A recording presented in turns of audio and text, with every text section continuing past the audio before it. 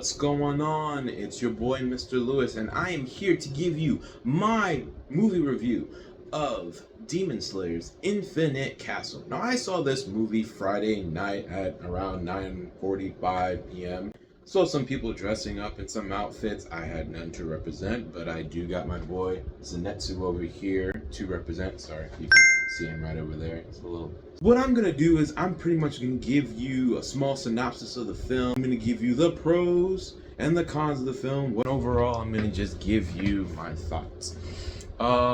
Starting off with the synopsis. So this film pretty much drops you right after the latest season of Demon Slayers, where they're up against the big baddie. I think his name is Maza.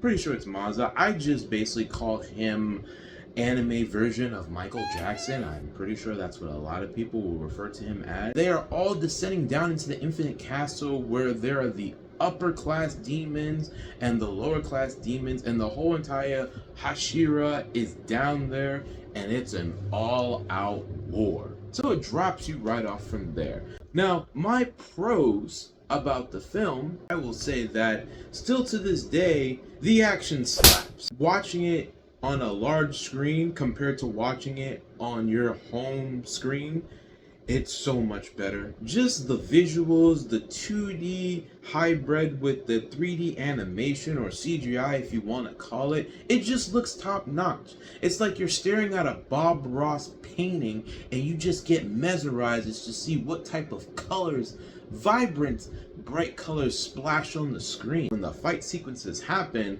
man, it goes down for real. And there were like two definitely thought were the standout fight sequences. There are some smaller ones, but there were two in there that I enjoyed the most. You definitely have characters in there, our main characters. You have Tanjiro, you have Sanosuke, and then you have our boy Zenitsu.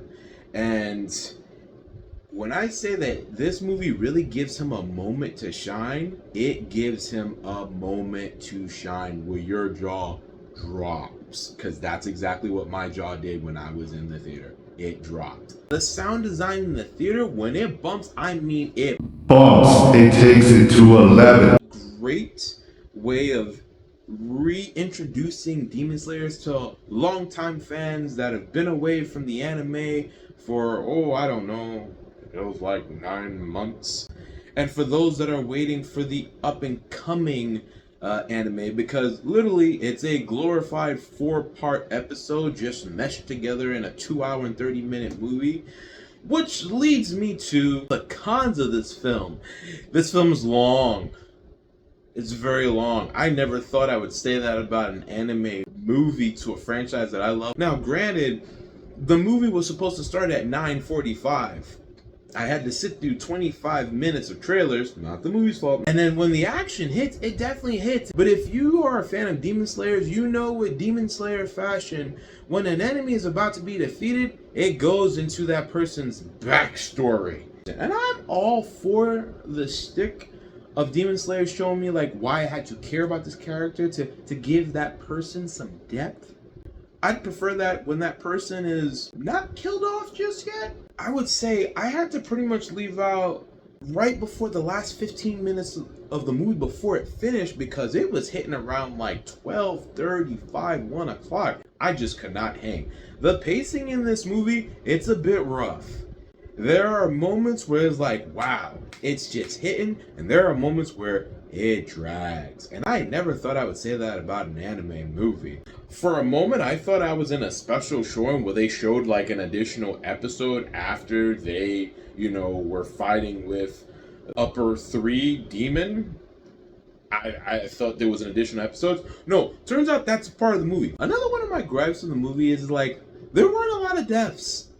On either side. I was expecting a lot more kills. Granted, if they're doing it like all the other Demon Slayer movies, this is probably going to be right in front of the next series and then show you everything else. So it's going to do that. But I expected a lot more deaths. I was a little disappointed about that. I think another con that I had with this movie right here is that not every one of your favorite characters had a moment to shine. some did that you may not expect, and there were others that you did expect that you were well pleased with, but not everybody has a moment to shine. Like, specifically the main three. I would say two of the main three have a moment to shine, but one of them kind of sits in the background, which, sad to say, is one of my personal favorites. I won't tell you who, I'll let you see for yourself. Pretty sure this is the season finale. The mangas are quite short, and this looks like it is the season finale. Unless you're doing it like Stranger Things and you drag that bad boy out to like 3 different parts throughout the span of a year. Ugh, I hope they don't do that. But my overall review of Demon Slayer Infinite Castle is that it's cool. I wouldn't say that it's my favorite movie out of the bunch. I think number 1 still holds that place as my favorite movie.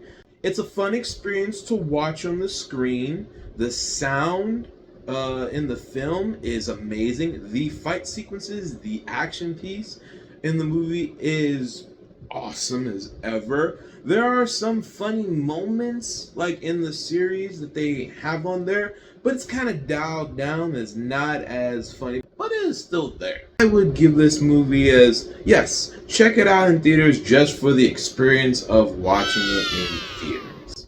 But guys, that is my overall review of Demon Slayer's Infinite Castle.